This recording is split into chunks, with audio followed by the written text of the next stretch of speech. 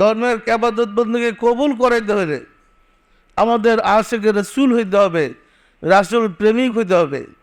আপনি যদি রাসূলকে ভালোবাসেন, আপনি যা করেন তাতে আল্লাহ সাহায্য করবে। পরিষ্কার না? পরিষ্কার না?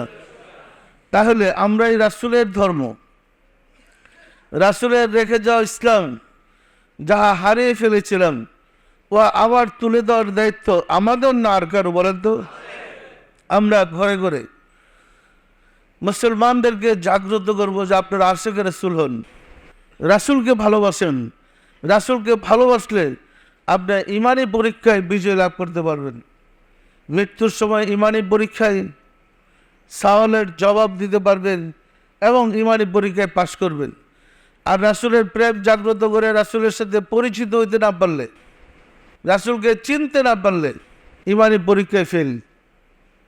পরিষ্কার না? পরিষ্কার না? সুতরাং আমরা কিভাবে রাসূলকে পাবো, কিভাবে আশিকে রাসূল হব, কিভাবে আল্লাহকে পাবো, এই শিক্ষাটা জোরদার করতে হবে। সম্মানিত আশিকে রাসূলেরা, এই লক্ষ্যে আমরা ঈদে মিলাদুন্নবী আনন্দের সাথে উদযাপন করব। পারবো না? পারবো না? শুধু রাস্তায় নয়, ঘরে ঘরে, বাড়িতে বাড়িতে, পাড়ায় পাড়ায়, মহল্লায় মহল্লায় একটা মানুষ যেন আসলে দেখে যে এটা তো রাসূলের দেশ, এটা রাসূলের দল সব। পরিষ্কার না? পরিষ্কার না? আমরা কি আনন্দ উৎসব করতে পারবো? তার জন্য ব্যাপক আকারে উদযাপন করার লক্ষ্যে আমরা সর্বস্তরে আহ্বান করেছি যে আপনারা যার যার এলাকায় ঈদে মিলাদুন্নবী ধুমধামের সাথে পালন করেন। পরামর্শ দিয়েছি, আগের দিন আপনারা গরু জবাই করেন, খাসি জবাই করেন, যে যে প্রাণী পারেন জবাই করেন। সিস্টেমটা এইরকম, আপনারা জাকের যারা আছে তো করবেনই। যে এলাকায় সব এলাকায় জাকের ছাড়াও বেজাকের আছে না নাই?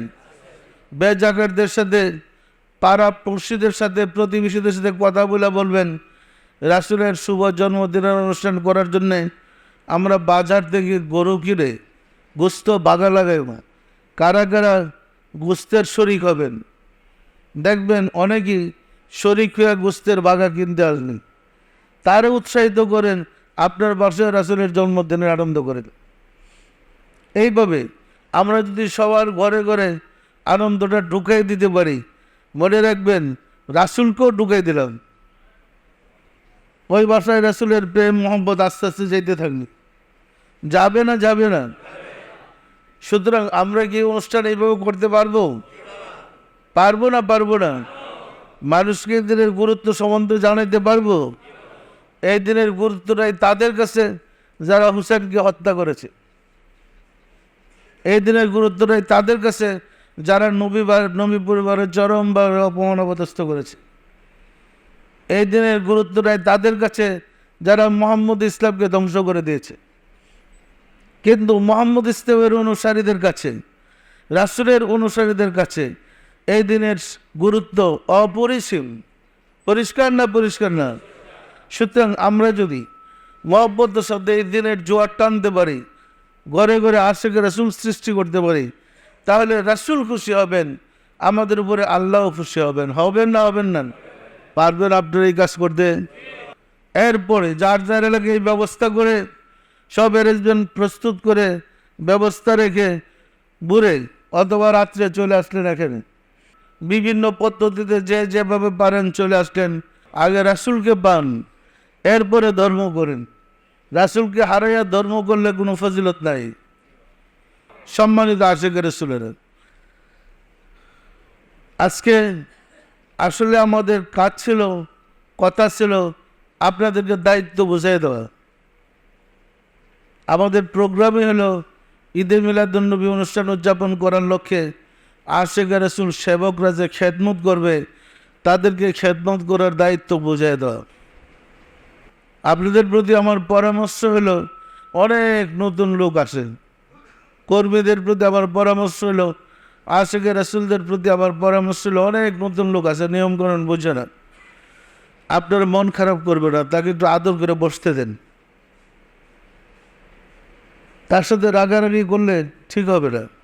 সুন্দর ব্যবহার দিয়ে তাকে বসতে দেন, সে এসে বুঝো আসলে এটা রাসূলের দল সত্যি, তার অন্তরে অনুভব হোক যেটা রাসূলের দল, যাতে কোনো সন্দেহ নেই। কি পারবেন এইভাবে করতে?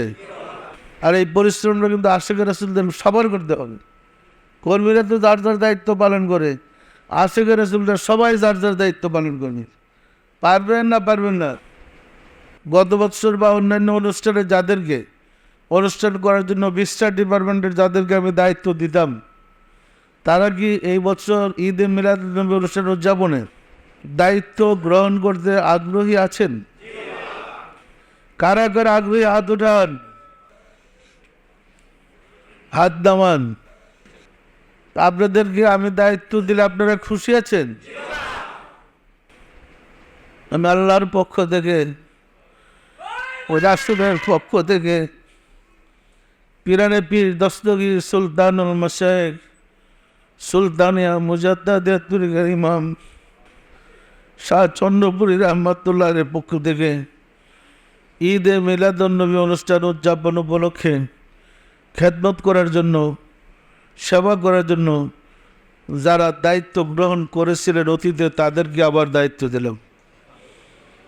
আপনারা আল্লাহর সাহায্য চান, তিনি যেন আপনাদেরকে সাহায্য করেন, আপনারা খেদমত করতে পারেন এবং আপনাদের খেদমতে আল্লাহ রাসূল যেন খুশি হন, আমি সে প্রার্থনা করি।